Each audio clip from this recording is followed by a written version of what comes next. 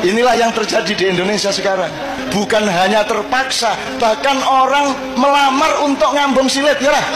Saiki kene Indonesia, sarjana-sarjana, wong pinter-pinter, wong ampuh-ampuh, royokan mbuh universitas iki mbasiku royokan untuk ngelamar ndilat silit ben urip, ya lah. Ben iso mangan, ben duwe mobil apik, ben duwe jabatan, ben iso melu ngerampok, ya lah.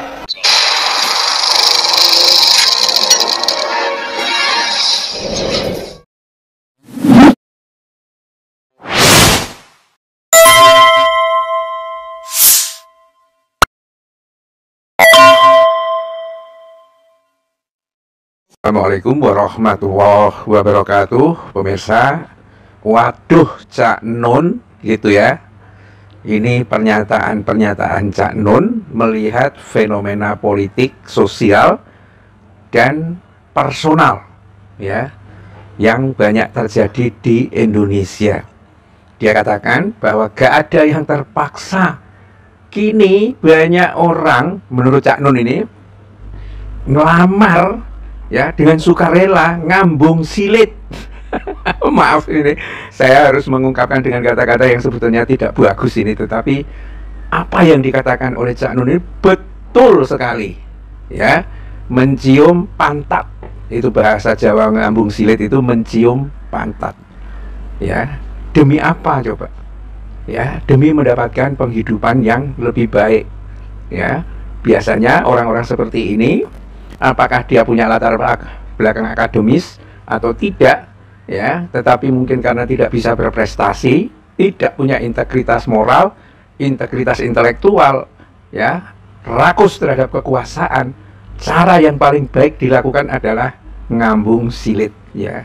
Kalau dulu siapa, pelukis Suprapto apa siapa itu yang akhirnya di take down lukisannya, itu adalah gambaran yang nyata dari apa yang dikatakan oleh Cak Nun itu. Lukisan yang nyata berebut untuk ngambung silit itu.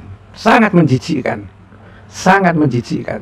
Tetapi itulah ya yang banyak terjadi di Indonesia saat ini.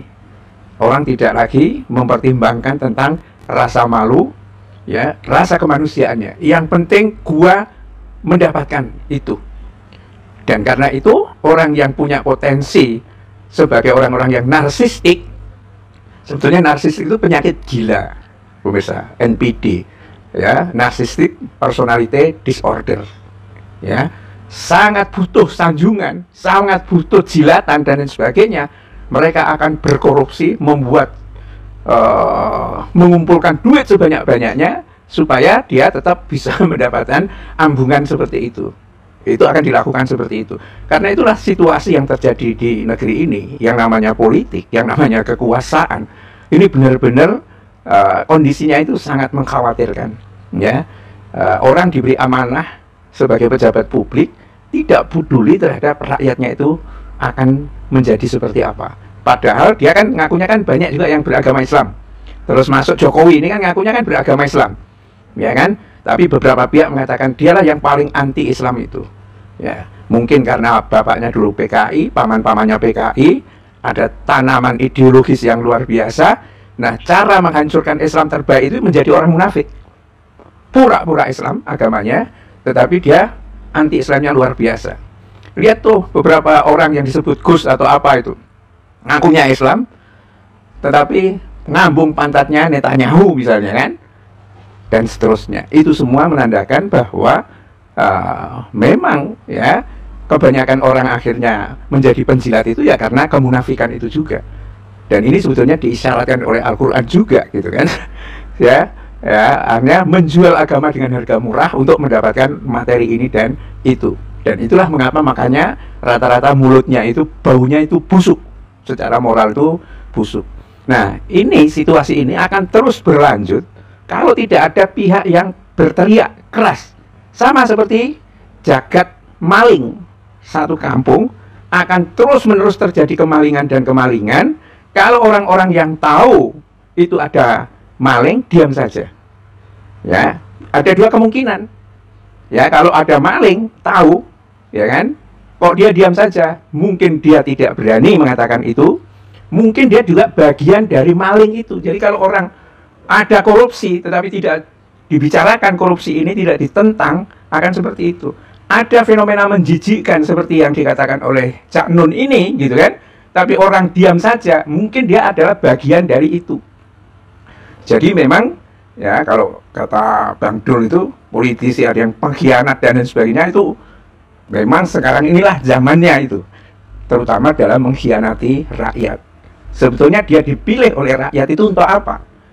Apakah untuk menjilat orang seperti ke Mukidi begitu kan? Enggak. Ya kan? Untuk kesejahteraan rakyat, tapi justru rakyat itu dikorbankan. Dari mana logikanya kok bisa seperti ini jadinya? Inilah logika keserakahan. Dia akan pasti menghilangkan rasa malu, ya, demi untuk mendapatkan apa yang memang bisa diberikan oleh orang-orang model Jokowi ini. Jadi itu, ya, apakah dia itu polisi, apa dia itu pegawai, politisi dan lain sebagainya, perilakunya menjadi rusak seperti itu, menjadi bangsa yang menjijikkan, ya. Tetapi sekali lagi, tugas orang-orang sadar yang punya keimanan untuk bisa menyuarakan kebenaran itu bagaimanapun resikonya. Bila taufik wal hidayah. Assalamualaikum warahmatullahi wabarakatuh.